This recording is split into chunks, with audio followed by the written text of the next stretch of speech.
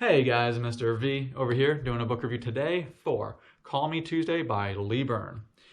This book is about Leigh Byrne's childhood because when she was a child, Leigh Byrne dealt with a lot of abuse. Her family was a good family at one point, but then they went through a traumatic event when Leigh was 8. And from that time forward, her mother just started abusing her, started just blaming everything on her while she had other siblings. The mother just started blaming everything on Leigh, and just you get to see the type of abuse she went through and how she fought through it from the time she's 8 on. And you just get to see all that stuff. But before considering this book, I would say prepare for toughness. If you are considering it, prepare for toughness, as this book is not for everybody, because this is a non-fictional book. It is based on true events. It is her life, and it is dealing with child abuse from the time that she was 8 on. You get to see the forms of child abuse that she went through and what she did and how she coped with it. So this is not a book that's for everybody, because it is definitely a tough read. But if you can handle the subject matter, I would say this is a very eye-opening and very interesting read, because this is a very well-written book. She did a great job in writing this book. Throughout the whole book, she just did a great job of writing it, because she just describes things so well. And she describes things, what life was like when life was like normal, then what it was like after the traumatic family event, and how her mother started abusing her and what happened and how the rest of the family acted. And you just got to see what happens. But even within the first few chapters, she describes, like, you understand like how the whole household works, the family income, how many siblings and how our siblings are, and how they treat each other. And you get to see like how everything is before the traumatic family event. But then the traumatic family event happens, and you just see how she just gets blamed for everything and gets abused by the mother so badly, and the different types of abuse she has to deal with and cope with. And Leigh does an amazing job of explaining the situations. She just describes them so well. She's very direct to where you know exactly what is happening to her, and she gives you her thoughts. And it is just difficult because she also like adds dialogue, and the dialogue just adds this extra like chilling layer, because you, when you're reading this, you shake your head in sadness so many times, and you get angered at the mother, but you also wonder, like, you're asking yourself, like, how can the mother treat her daughter this way? Like, how badly, why is she treating the daughter this way? And how can she treat her? And you just shake your head so many times, because it is disturbing what happens in the book. Because you see multiple forms of child abuse.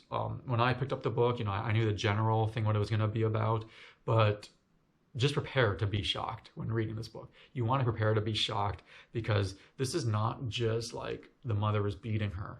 This is way beyond that. Yes, the mother does beat her, but the mother does so many things to Leigh when she is growing up that, again, you just are shaking your head. A few examples that she does is beyond just beating her. Sometimes she would just decide not to give her any water, or give her so little water and make her stand outside in the sun, so she becomes so dehydrated, and then they finally take her to the doctor. And then the mother blames Leigh. She blames her.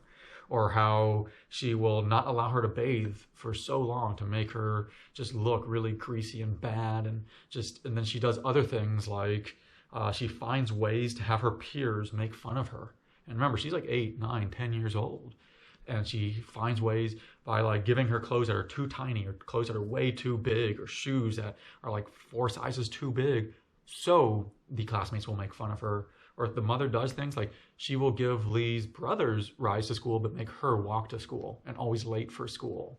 And she just does things like that. And you just get to see like what the mother does. And that's why I said, when you're reading this, you're just shaking your head in sadness, but you also see like, how does Leigh cope with this? Because the mother also does a lot of mental abuse.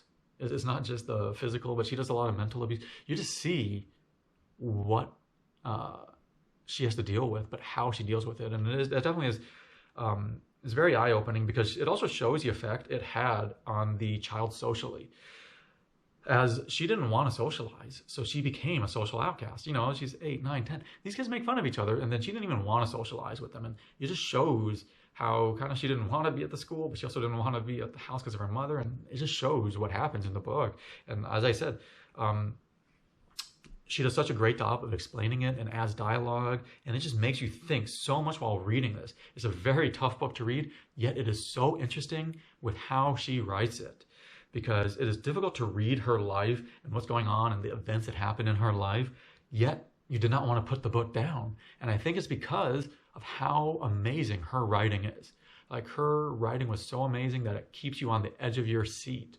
And, you know, that's why it feels odd saying that you like a book that's focused on child abuse, but I enjoyed reading this book because it is so eye-opening, it is so well written, and it just kept me on the edge of my seat. And there's others online that said the same, that they were like, it feels odd saying that you like this book, but I definitely enjoyed reading this book, and that I'd say if you can handle this subject, I would highly recommend this book. But you have to make sure that you can handle the subject, because it is not an easy subject to deal with. So if you can handle it, I would highly recommend this book, as it definitely will keep you on the edge of your seat and you want to keep reading it. And the book, you know, it's a decent length. You know, it's not too long though, but it's a decent length. So but you can still finish it within a couple weeks. And something I would say is that while I don't normally do this, I would actually recommend the audio version for this book, because the narrator does such an amazing job. As a narrator does different voices, so it really, it feels like you are witnessing the events, and then that adds just a whole extra level to the book, and it just makes it just so much better that you feel like you're witnessing it.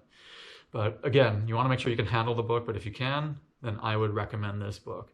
But if you guys have any comments, questions, please post it in the comment section below, because I always love hearing your comments, your opinions. If you guys want to see more books like this, or more book reviews like this, please hit the subscribe button, as I always upload multiple different book reviews. But thank you for watching my book review today. This is Mr. V. Go enjoy your readings.